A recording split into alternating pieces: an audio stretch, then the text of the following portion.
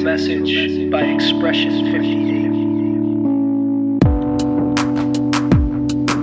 For more information, visit expression58.org.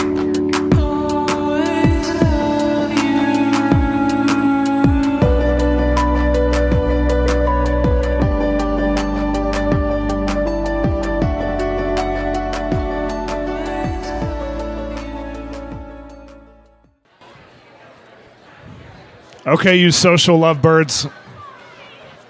You guys are awesome. So, just out of curiosity, and don't feel less than if you don't have this, but how many of you are like, I have a passion for Los Angeles. I am a martyr here. This is my land. This is where I want to live. How many of you are like that? So we have quite a few people who are like, martyrdom doesn't mean to die. It means to live as though you've already died. Like you will give up your life for the city. Raise your hand again. So I love that. You know, like, it's cool that God's banded a bunch of us together. Now, there's also those who are just like, I live here because my job transferred me here. I live here because I'm in the military, whatever. That's cool too. Like, we love having all the different types of people. But we are a church on a mission over a city and over a region. We also believe that we have a worldwide calling. But in the Bible, it's really interesting how it's so full of city language. And there's personal language where Jesus compared us to being like a city, where he said, like, you know, Matthew 5:14, you're the light of the world. A city on a hill cannot be hidden. So he compares us to a city that's like up on a hill where everybody can see it. That's your light. Your light is as big as a city of lights. And think of Vegas, you know, at night. Like, that's how big your light is in this world. And then there's language where Jesus was talking about inheriting cities consistently, like Jerusalem or Zion. He would speak to cities. And especially in the book of Revelation, when he talked to John, he spoke about the 7 cities. And he talked about that being the church, instead of the church being an example of a building or a movement or an organization or just the 12 apostles and what they were building. Jesus actually spoke to John and said, hey, speak to the church of the 7 cities. And so there's obviously something going on with cities where constantly in the Old Testament, cities are his inheritance. As a matter of fact, David knew that the best. David was the clearest picture of it. I'm just going to read real fast out of 2 Samuel 5, verse 4. David was 30 years old when he became the king and ruled for 40 years. In Hebron, he ruled Judah for 7.5 years. In Jerusalem, he ruled all of Israel and Judah for 33 years. David and his men immediately set out for Jerusalem to take on the, I can't say this word, Jebusites, who lived in the country. But they said, you might as well go home. Even the blind and the lame could keep you out. You suck, basically. You can't get in here. They had convinced themselves that David couldn't break through, but David went right ahead and captured the fortress of Zion, known ever since as the city of David.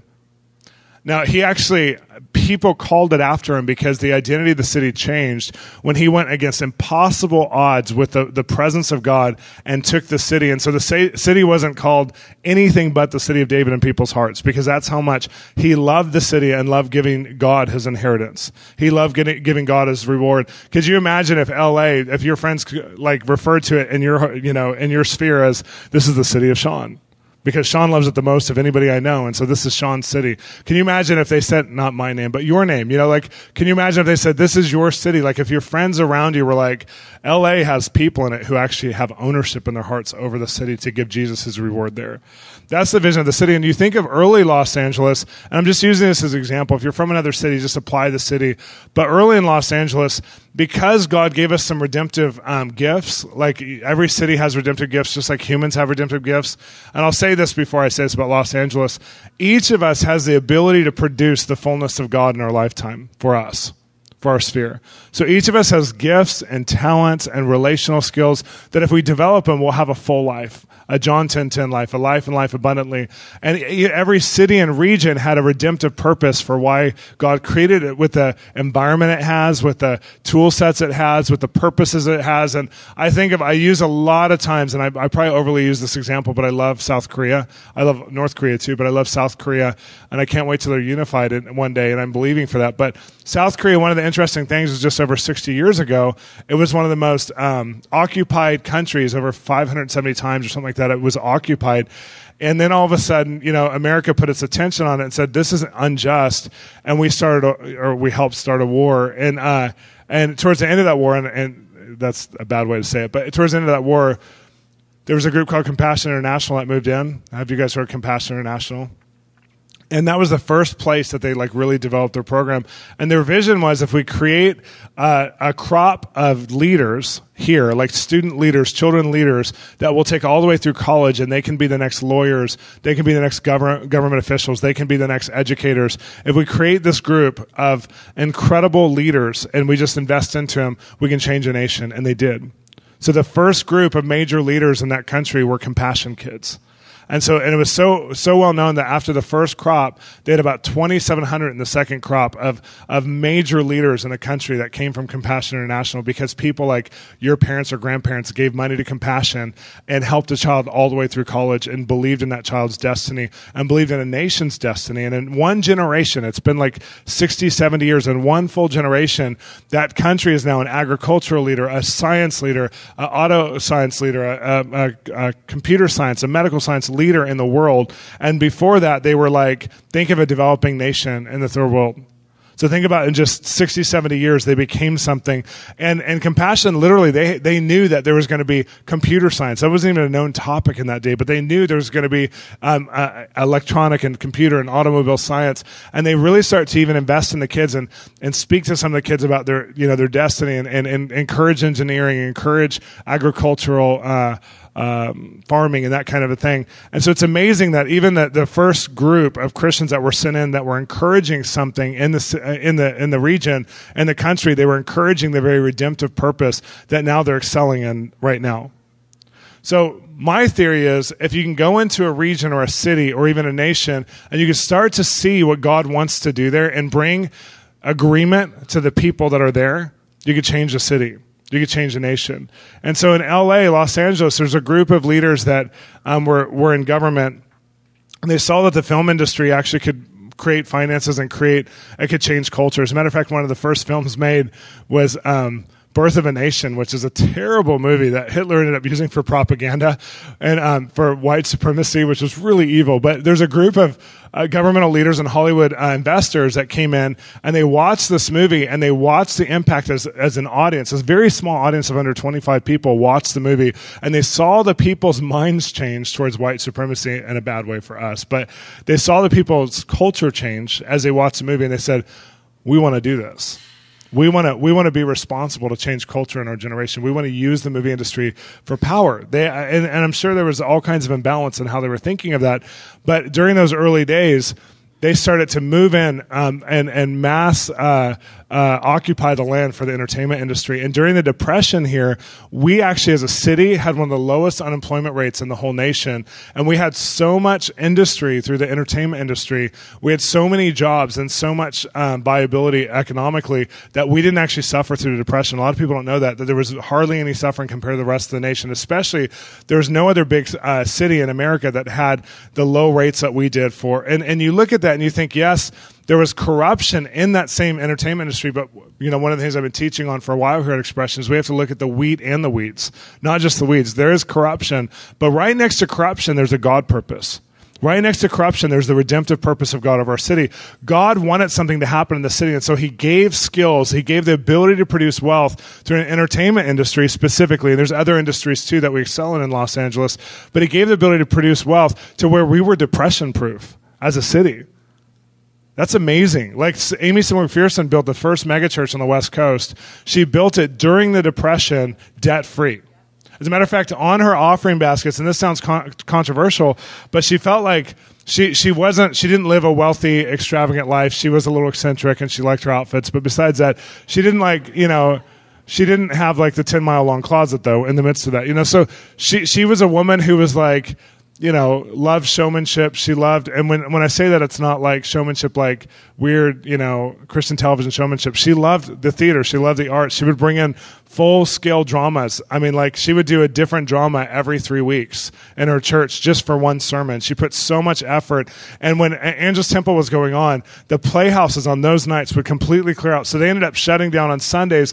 There was no venues or playhouses or music venues that were open because everybody went to Angel's Temple. What a picture that the church, and on the offering can, she said, no change. Now, can you imagine in the Depression, change was probably pretty popular. And she said, don't put your coins in because we want to honor God with our first fruits, the best of what we have. We don't want to give him the little. We want to give him the big. And now that sounds super manipulative, or it's a revelation that somebody got and said, let's just bless God in this season where there's so little. Let's bless him with the best of what we can offer. And that was the mentality of how she built this church. And this church movement affected many other church movements around the world. And specifically in Los Angeles, how people built their church movements was greatly affected by Angelus Temple, which is still there today. And if you get a chance to go to Thursday night with Matthew Barnett in the Dream Center, they have a service every Thursday. And the way that they do their production quality is in the spirit of what Amy Simple McPherson would love. Their production quality and their evangelistic quality of what they're doing is phenomenal. So I just encourage you to go there some Thursday. I know Charles Jones every once in a while leads a song or a set there on Thursday nights, and he has a lot of fun. And he said it's the best sound system in a church in our area, in the region. And I mean, that's truly the spirit of Amy Simple McPherson, which she had the first radio station, the first television station. So when you look at some of the Christians who are part of the root system of believing in our redemptive purpose, Amy, instead of going, this is evil, radio's evil, TV is evil, she said, this is God's tool to bring about world change. This is God's tool to create jobs in our city. She actually said that publicly. These are God's tools to create an economy and to create jobs for Christians to do kingdom purposes. Other churches all over the world were like, radio is evil. TV is evil. You know, you read some of the old books in the 70s even, and you're like, I mean, TV is so demonic in the books. It's like, TV is so, I mean, I still hear it coming out of some conservative veins. I went to a media conference where one of the guys stood up at a media conference, at an entertainment conference, Christian conference, and one of the men stood up and said, you know, television's so evil, it's so hard to be in this industry. And I'm laughing, going, if you think the industry you're in is evil, you'll never have authority. Yes, there's evil in every industry, but even in the church. But can you see what God is doing and bring yourself into alignment with it? So later on, you know, like we've had all these historic things happen in our city, and I'm using the entertainment industry because it was what saved us through the Depression. There's other industries that God has here. There's other things that God has here that are redemptive pictures of what we can invest into. And if we invest into what God's doing here in the city as believers, as if we invest our influence, our time, our occupations, these kinds of things into what God's doing, we'll make the city glad. Will literally create a glad heart in the city, because when Christians occupy what God's doing in a city, it literally creates a revenue stream from the kingdom of heaven into the earth. And I'm not just talking about finances. I'm talking about it creates goodness. It creates life. It creates purity. It creates intentionality from heaven to earth. And there's many of us that are here, and we have a big dream. We have a dream of what God wants to do. And if we can just see even more of what he's already done, and if we can see even what he's told believers all over the city what he wants to do, our dream will expand to the point to where we feel it's exaggerated because it's so good. I think Bobby Conner, he made one of my favorite statements, and he said, think about what you're called to, now exaggerate to the power of 100, and it's still too small. That's an amazing statement. And so someone goes, what's the theology on that? And he goes, Ephesians 3:20, God wants to give you beyond what you could hope for or imagine or dream. That's a pretty good theology. He wants to give you beyond what you could hope for, imagine. Picture your hope realm as big as you could hope your life or this city can come into revival, or your life can come into its fullness. And God wants to do beyond that in your lifetime. And the equation is you plus God equals bigger than your hopes and dreams. Walking with God makes all the difference. And so, you know, when you look at the identity of a city, the only way to come into this type of theology or understanding about city is if you're one of the fathers or the mothers who impart that identity to the city. There has to be a people who are saying, this is why Los Angeles exists. This is why 11 men, 11 women, and 22 children came to our city and founded it, because God had a purpose on the city to be literally not just a melting pot of all kinds of culture, but to literally export culture throughout the world. He literally had a purpose, a redemptive purpose, to where this would be one of the civil rights cities on the earth that would judge and dictate what civil rights movement would look like all over the earth. That's why we had, you know, one of the bloodiest wars in our city was the Mexican War, you know, like between America and Mexico. And there was an immigration issue since then because of what was done in that war that still needs to be resolved. There's still things with the First Nations that still need to be resolved to some degree. But here's the deal. We've done more on resolving those kinds of issues than most other cities in America. There's been governmental initiatives. There's been people group initiatives to do things about what's been undone. There's a justice thread in our city like nowhere else. I mean, I go all over the world. I go all over America, and I've never seen such a justice-oriented people as here. I've seen people who are more into causes than we are, but I haven't seen people who are crying out for justice. And because of that, it creates sometimes a militancy in people's lives to where they're so passionate. I was sitting in a group of leaders the other day, and we were talking, and I said, let's agree that if we get distracted because we're all from different movements, on one subject that we all can't agree on, we'll switch subjects. Is that good? So one of them started, freaking out about 501c3s and how they're the root of the devil, in the church. And I started laughing and go, does anybody else agree with that? No. Okay, let's move subjects. Because there's militant people here who believe in all kinds of things. And it's like, we need to literally condense it to what we can agree on. And not just in the church, but with the governmental leaders, with education, with all these other areas. We have to come to what the church can agree to do, not what the church will agree not to do. We have to come to a place where we start opening up dialogues because we want to influence. And Charity took us with Mary Branch. Mary what? Glenn. I always call her Mary Branch. I don't know why. Mary Glenn. Charity and Mary Glenn, who's going to be part of this conference coming up, they took us around the city and we did an urban immersion kind of school for leaders.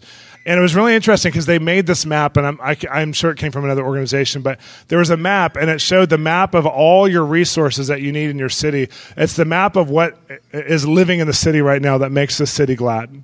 And church was one box out of like 12 areas of, education, police force, whatever, arts, culture, whatever, all these other boxes. Church was one box. And in one of my private conversations, I think it was with Mary, but I'm not sure if it was with Mary or one of the other leaders, they were saying, that all the other areas know that they have to work together. Even if they're isolated sometimes, they know they have to work together. But many times church becomes very introspective and works alone, even in their own factions. And so the church never sees outside of its box, but everybody else is seeing outside of its box because they're trying to make the city glad. They're trying to build a city. And we want to be a people who starts to see the city, and that church is a tool or a vehicle in God's hands to literally knit the kingdom fabric into our city. That it's not isolated from what's happening in the city. It's actually part of the fabric of a city. And to do that, we can actually change bottom line numbers of prison system. We can change bottom line numbers of educational system. We can change bottom line numbers of crime rates if we'll start being woven into our city to make a difference. And some of that is like they were teaching us about chaplaincy and disaster relief programs and that kind of thing, which we're going on a journey in that to some degree in those different areas. But also it's things like blessing the people who are in the secular industries in those areas and really helping them to come to their full vision for being a teacher, for being a doctor in our city, for being to come to a full vision for they are a kingdom ambassador. And just like there's Esther's and Daniel's and Joseph's who were ambassadors and governmental leaders and a king's wife, that when you're in these secular jobs, you literally become an influencer of an entire government. You become an influencer of the system around you. And the Bible's full of us who are, if we're called a city on the hill that can't be hidden, the Bible's full of analogies of how powerful you are to society. The Bible's full of analogies of how you literally are. You may not be the governor or the king of the mountain, but you're supposed to be influencing the kings of the mountain. I'm not into replacement theology.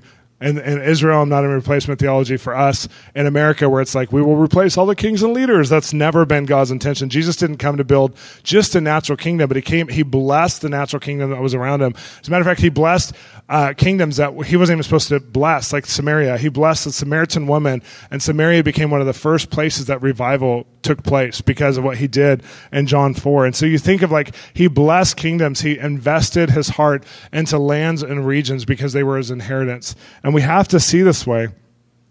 I've shared this story a few times. I was reading an article online about the mayor of Hollywood when he became mayor.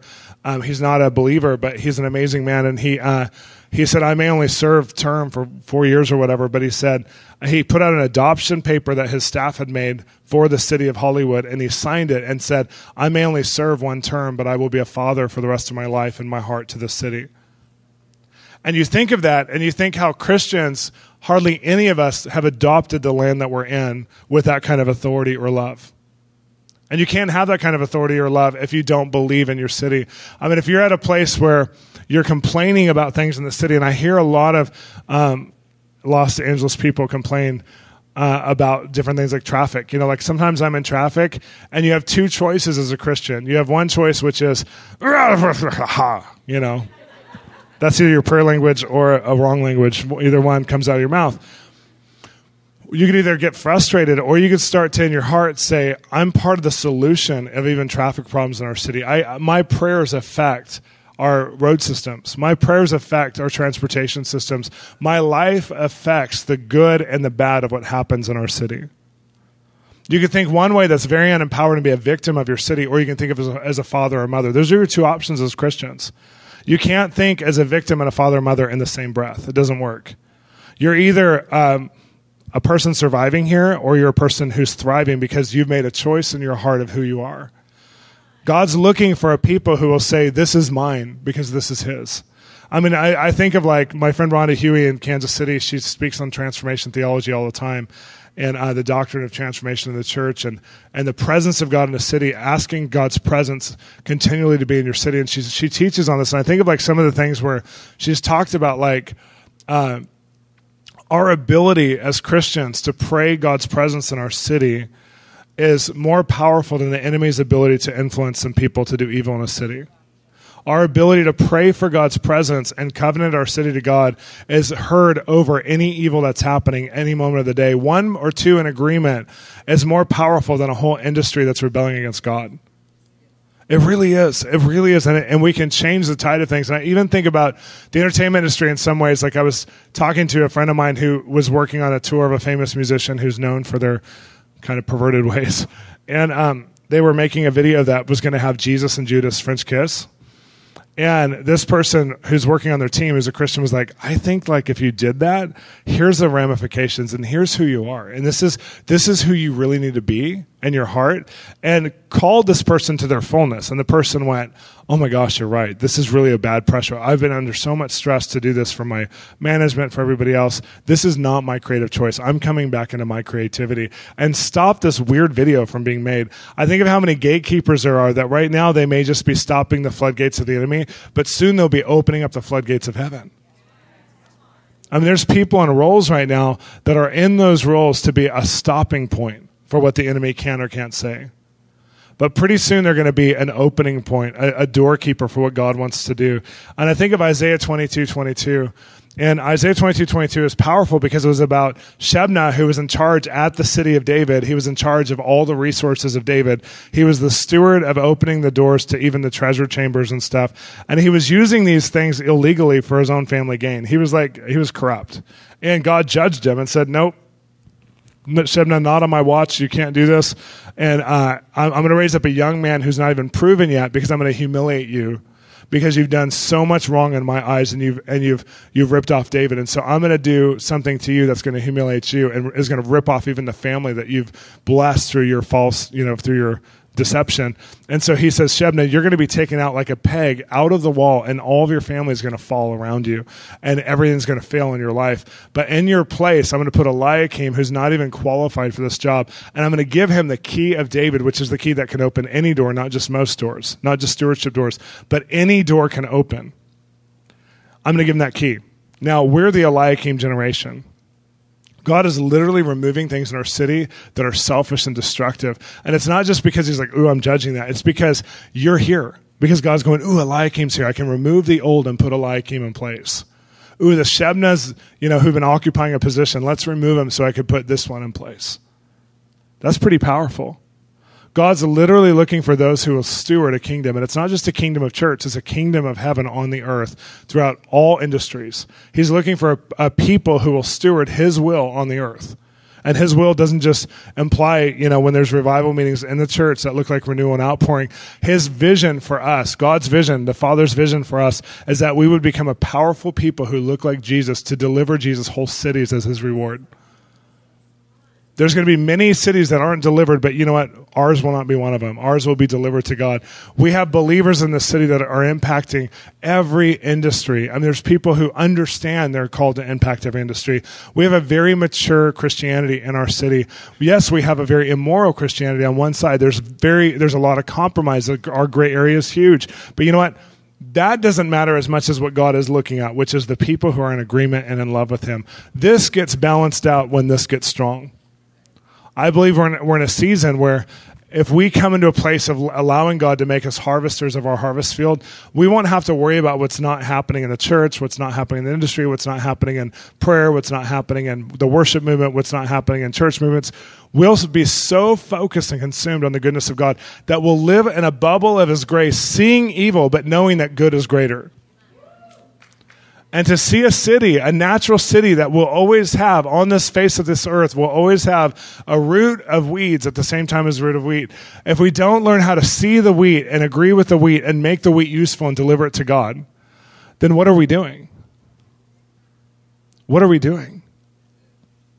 So I think of Jesus, who released the disciples in Matthew 10 to go into different cities, and he commissioned them and said, if the city receives you, give them everything. But if the city doesn't receive you, shake the dust off your heels and move on. I mean, if the city receives you, give them everything they need. Because that city, like Jesus knew that those cities were his inheritance. You know, Jennifer Toledo, she quotes John 3:16 and 17. And John 3:17 in the Message Bible says, and Jesus didn't come into the world to point a finger at it, to condemn it, but he came to put it right again. And there's too much bad eschatological theology and thinking where it's like, it's all going to, look like hell before heaven comes. And the reality is that, and I've said this many times, God's kingdom and his government on Jesus never ended, and it will never end. Isaiah 9 says it only grows and increases. That means that we are a part of the people who will only see a kingdom that advances and increases and looks more powerful, not less powerful. As a matter of fact, Christianity is thriving today more so than ever. The statistics are better than ever. Now, in the Western world, there is a slight decline, but everywhere on the earth, it's growing all the time. We have more churches being planted daily than in the 50s they had being planted yearly. That's amazing. That's a good statistic. More churches daily are being planted than the 50s monthly that were being planted. His kingdom is increasing. And there's the message of the 7 mountains, the message of transformation that's going out to redefine what we would think about as believers, what God can do. That's amazing. So let's break it down to you. The city you live in the Spirit, you've already been given kingship and dominion. Ephesians 2 says that you've been seated with Christ above all names, all powers, all types. You've been given kingdom dominion that's above world dominion. You've been given kingdom dominion, and your wrestle isn't with flesh and blood. So a lot of times it's easy to go, oh, that Obama, or oh, that Lady Gaga, or whatever, like get frustrated with a person. They're not your wrestle. There's literally spirits that are just using different aspects of people in the world like puppets to get their agenda across. The people who are being used or manipulated are not your enemy. We're supposed to love those people because they're not our enemy. That's why Jesus could say, love your enemies. You're not making enemies. You're not called to make enemies, but the world sometimes is an enemy to you, right? And so love your enemies. Love these people because your wrestle is not against them, but it's against powers and principalities. And you've been given dominion against these powers. So as you operate in your dominion, you literally lift off the grace of the enemy's power off of a people group. You change their spiritual condition, just like grace can come over in the spirit and empower a region for goodness. Grace has empowered our city, God's grace, for an entertainment industry that there's nowhere else on earth like it. There's a grace on our entertainment industry. Well, there's sometimes a demonic, power or initiative over something. There's a power brokering in the spirit where the enemy's trying to gain power. I mean, think of Lucifer, who is the chief creator of heaven, and then he has to advocate and give up that role because he wants to be more powerful than God. And he gets stripped away from all of his creative power, which then he realizes the ultimate judgment. This didn't come from me. I wasn't more powerful than God. I hate creators. And then who are you? We're creators. So what does the enemy go after first? Music, entertainment, worship, anything that has to do with creativity. Why is there such a foothold of evil in our city? Because the enemy knows that he can change culture through our city. The first movie was The Birth of a Nation, which was a white supremacy film, which is exactly the opposite of what God wanted to be birthed here. But what happens when Christians rise up and say, I'm going to operate in my dominion that's above these powers, so I'm not intimidated by these powers because I'm not looking up and I'm going, oh, you're so scary. I'm looking down and I'm going, you're under Jesus' feet. And we're going to trample you by our good works. We don't have to trample you by being stupid and I come against you, spirit of Leviathan. We don't have to do this. Like I've been to churches where they're praying against things and it feels like they're just throwing swords up in the air going, I hope I hit something, Jezebel, go away. You're so hard, And I'm like, are you serious? Like, you think you're going to be powerful by, you Jezebel spirit over Hollywood, you come down. It's like, no, stand up above it and practice what's above it. Practice the kingdom that's above it. And you will displace by the good works that are in your life. You will displace the power and the dominion of the enemy as you stand above it. And people around you will go, how come you're living above the climate? And you say, because that's not really the climate. You're living below the climate. You're living below the supernatural. You're living below what God intended for our city. And instead of us going, the city is so hard, our report as a father or mother should be, this city is a birthplace of greatness. Our report shouldn't be, I'm so destroyed by the storm. We should be living above the storms. Now the storms do happen. There is warfare. Things happen. There is times of pressing through. There's times of perseverant prayer. There's times of all of these things. But I'm telling you, we persevere through prayer. We get above the warfare so that we stand in dominion. We don't get above it so we go through more. Like if you live your life in warfare, you are living under your dominion. If you live your life in peace and grace, empowered for what God wants you to do, and that's the majority of your life. That's how we should be living as balanced Christians, full of peace. We're called the peacemakers, full of peace.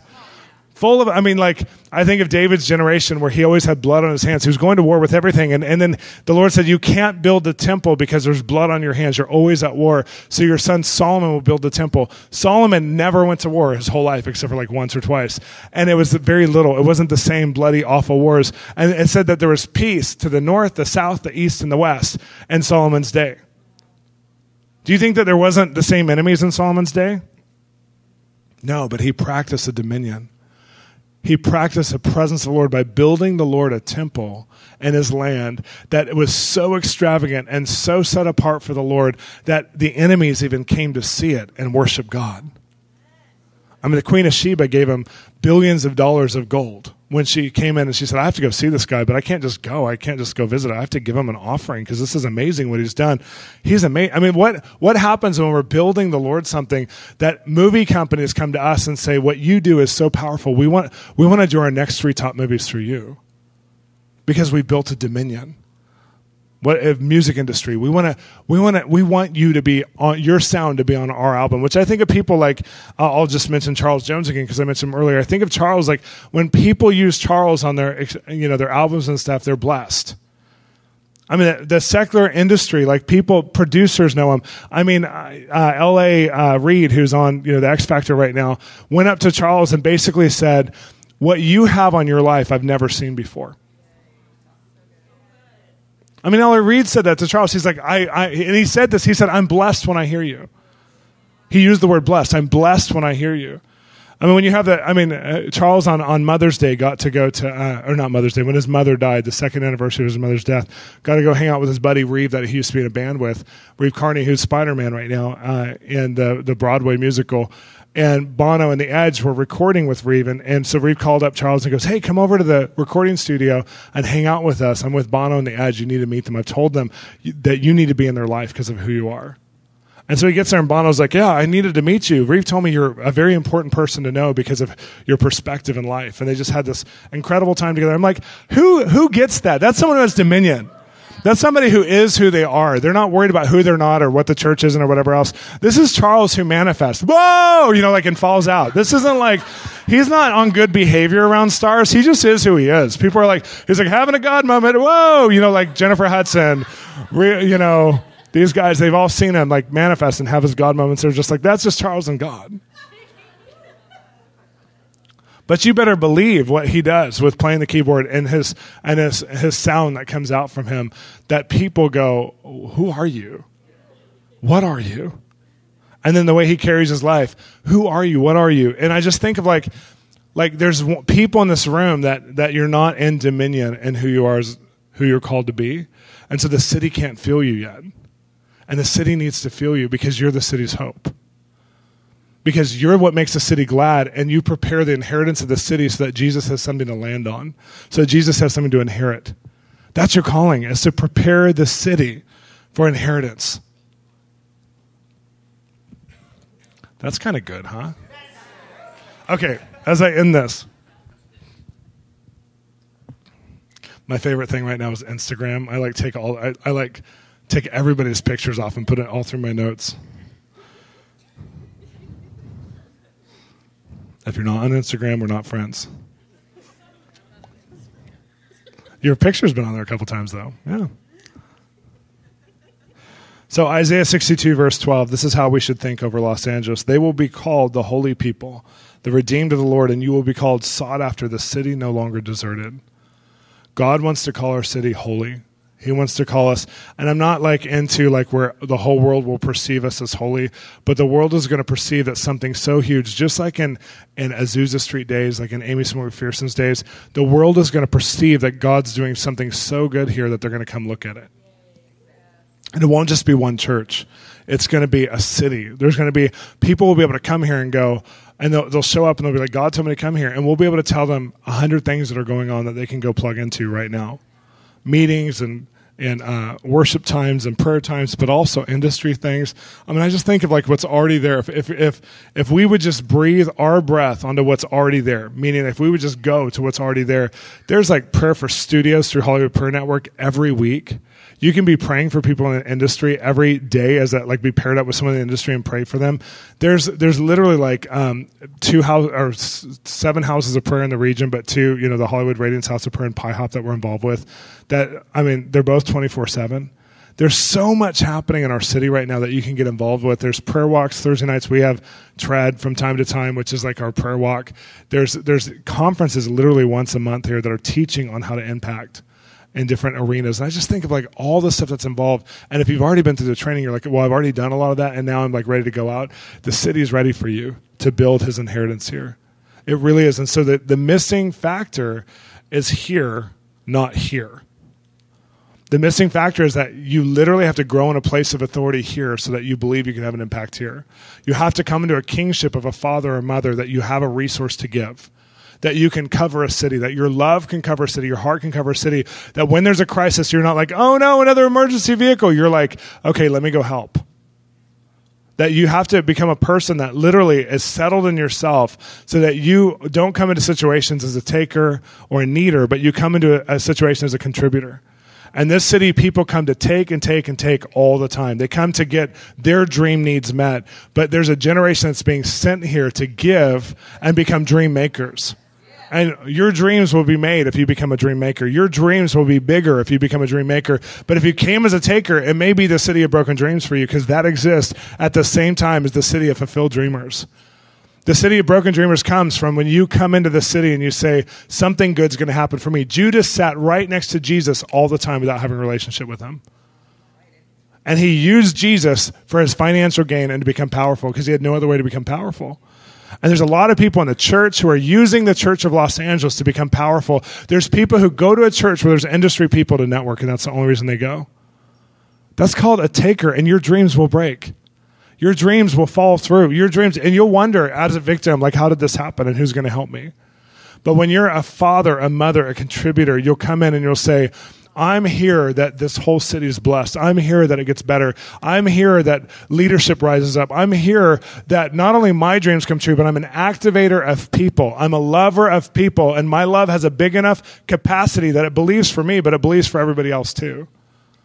That it contributes and sows. And I believe that God's going to take off a spirit of selfishness that's kept revival back. And it's mostly, it's of course is in the world, but in the church, it's just invading the church is the big C. I'm not talking about the little C like us, but the big C, because you guys are some of the most unselfish people I've met. You guys are do I have to do something else too? I'm no. Most of you are doing tons of stuff for Jesus. I don't know all of you, but some of you are like I would not give you more assignments than God. You are doing a good job. But if we get rid of this selfishness and we become the contributors as fathers and mothers in our city, what's going to happen? What's going to happen? You can influence a lot of people with a little love. But with a great love, you can influence a city. So, I want to do this. I'm going to pray first. We're going to do 2 different prayer times, and I'm going to have the first group stand up. If you've never adopted the city like the mayor of Hollywood did, where if you live here, if this is your city, if you've never adopted it yet, your heart hasn't said, I will be a father, a mother, a contributor here, over the city, I want you to stand up, and we're just going to put adoption papers in front of your heart and allow you to sign them. So I want you to say, I want to stand in my city, and I want to adopt it that way. Go ahead and stand up.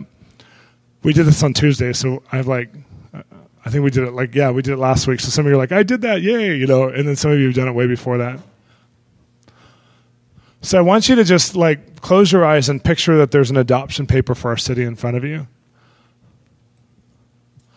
And I want you to see yourself as a father or a mother here in the city. I don't care how old or young you are. I want you to see yourself as someone who will love the children of the city, that no longer can say they're so immoral, they're so corrupt, this is so hard, or West Hollywood's so gay, or this is so stupid, or this is so dark, or this is... I want you to look at it and go, this is amazing. We can change what's evil because we are part of what's good. We can love what's going wrong because we are what's going right. And because we can multiply what's going right. We can multiply the spirit of fathering in the city, the spirit of mothering in the city. And Lord, I pray that you would send an adoption paper in front of us in the Spirit. And I pray that you would give us the courage to sign it with our hearts, that we would make the right kind of covenant to a city, that we would say we're part of this city not being forsaken,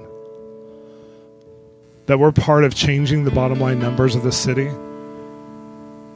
We're part of the divine appointment to the city, that we're going to make a city glad. Some of you are about to get an increase in favor and authority because you're saying yes to father or mother. Some of you are about to get an increase of opportunity. You're going to find yourself in front of people from the mayor's office. You're going to find yourself in front of celebrities. You're going to find yourself in front of people who work with homeless ministries. You're going to find yourself in front of people who change the city. And God's going to say, will you be a father or mother? Know why you're in front of them. You're not in front of them to have a good day. You're in front of them to make their day good. You're not with a celebrity to get a picture with them to put on Facebook. You're with them because you can literally change their atmosphere. They don't have to change yours. Holy Spirit, come. Holy Spirit, come. Holy Spirit, come. Lord, the business industry in this city is so huge. I pray that you would raise up fathers and mothers who could speak to the business arena in the city, to the educators of the city. We release over you the fathering anointing for Los Angeles, the mothering anointing for Los Angeles, to heal that wound, that big gap that's in the city. Your presence can heal the city because his presence is on your presence. Send us into places, God. Even this week, give us an example of how we're becoming fathers and mothers. I'm just going to have everybody else stand up. Just join them. Maybe just put your hand on somebody next to you. And just release the presence of God. Release the presence of God. I pray for the joy over what God's doing. I just pray for the joy of heaven. For Los Angeles, for Hollywood. Lord, anything that's been grief, anything that's been hard over our city, for anyone standing here, anyone who's paid a price where they haven't seen a reward yet, Lord, I pray that you'd allow us to enter into the joy of the reward. Even before it comes, the joy of the reward of heaven. Lord, I pray for a prophetic spirit to be over the one on my right and left. Spirit of revelation to be on us for our city. Give us a spirit of revelation for Los Angeles, God, or whatever city we come from, whatever city we're going to. God, I pray you give us a spirit of revelation to see what you see and to father what you're fathering in our city. You are fathering something right now. We want to father what you're fathering. Where some of us feel less than right now, Lord, let us feel you're more than enough. We're more than conquerors in Los Angeles. If you feel less than, enter into the overcomer today. Those who see the cities of God, those who see things this way, start to overcome. And they get the promises of the overcomers in Revelations, even before the book of Revelations is complete. There's promises of the overcomer that are available in some form now. Lord, we pray for the gift of the overcomer to come on us. I pray for the gift of city transformation for each one of us, God. I pray for the gift, the perspective of city transformation, the blessing of city transformation, industry transformation for each one of us. We anoint you for city transformation today. I, as your pastor, commission you for city transformation today. I commission you to be a missionary in the city, to make the city what Jesus dreamed of it before he created it. that you would begin to see and understand the fullness of God in this city.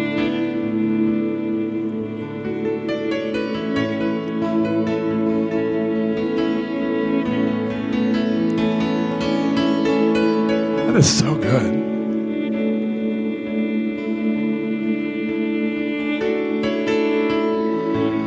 You are going to change the city, you guys. No big deal. Just going to change the city. No big deal. Just going to change an industry, maybe called Hollywood. No big deal, right? Well, before we totally end this time, Jim, why don't you come up? You and Gail both come up. We're going to pray for Jesse and Joanna because they're adopting a baby. And how many of you have been on the Spirit of Adoption journey with us, where we've been talking about adoption and foster care and fathering a city and fathering a people? So we've been praying for this for the last year. And Jesse and Joanna, as they're two of our pastors, and they're married. They went to Fiji to adopt their first baby instead of having it naturally. And so we just feel like we need to cover them. Aaron and Julie just went out there. You guys know Aaron and Julie. They just went out to be with them for a couple weeks, and just to kind of bless them, pray for them, bring them up higher, and the whole thing. And it's really, really brutal to adopt a child, especially in Fiji. There's been one American adoption in 7 years. And so they're really fighting against the system for this to happen. And they just need our prayer support from the body. So I just want these guys to lead us in praying for them and just to really cover them. And I just want you to think about, like, even if you don't know them, who they are, what God's trying to give to them through this child. And they've been paired with a girl right now she's going to have her baby. And so they've been paired with somebody right now. And we just need to pray the legal process all the way through, and that God brings tons of grace, because it's a new process for Fiji, so it's a little awkward. So why don't you guys pray for them? Well, good morning. It might be ending right now. However, Aaron and Julie are, I think, presently meeting with Jesse and Joanna in Fiji.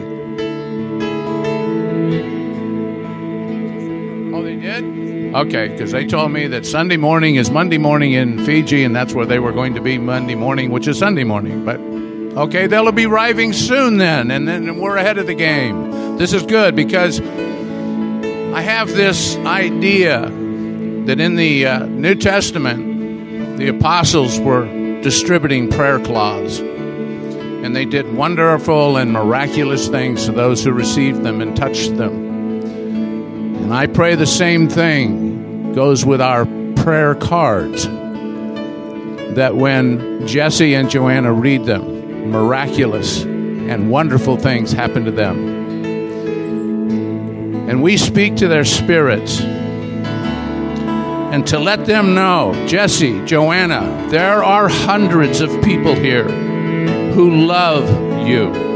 And we embrace your dream, your vision, your God-given dream and your God-given vision, that He has placed that desire in your heart to walk in His word, to say love and care for the orphan. We speak to the mountains that would be in their way, and we move them into the sea. Whether it's political, social, geographical, whatever, cultural, we speak to those. We remove them. We move them into the sea. And we open the doors for adoption for them. That it is a clear path. We speak to your heart, Joanna, and we say, we know it's been wounded and there's pain. We speak healing to you. The healing that only the Spirit of God can bring in His love. Jesse, we speak to your spirit as the spirit of Joseph, who adopted Jesus. And you heard God, and you directed Jesus. And you will direct this young child. We bless you in the name of Jesus. We declare His love, His mercy, and that the path that is before you is covered in the blood of our Lord Jesus Christ in all things. As we sang this morning, if this is a good thing, and all things are made for good, for those who love God and are called according to His purpose, and that is you guys. In Jesus' name. And we speak to the child in the womb that is called to be the child of Jesse and Joanna. We speak peace to you. We speak health to you. We speak safety in the womb as you grow. And we call you forth to be chosen of God, to be a world changer in this place, wherever Jesse and Joanna are called to. For now it's this city. You will become a birthing of world changers, a first fruits, as it were, of world changers. And we bless you in Jesus' name. And Lord, we pray for that birth, that it would be normal, this child would be normal and healthy, and that everything would be set in order according to your will. We pray your kingdom come into that child right now, and your will be done in this entire situation in the name of Jesus. And Lord, we rejoice. We rejoice ahead of time before our eyes see this child. We rejoice and we thank you for it. And we thank you for Jesse and Joanna as pastors. And we thank you for the blessing they are to us, and that you've given us an opportunity to bless them. In Jesus' name, amen. Thanks, Lord. Thanks for listening to a message by Expression 58. For more information, please visit www.expression58.org.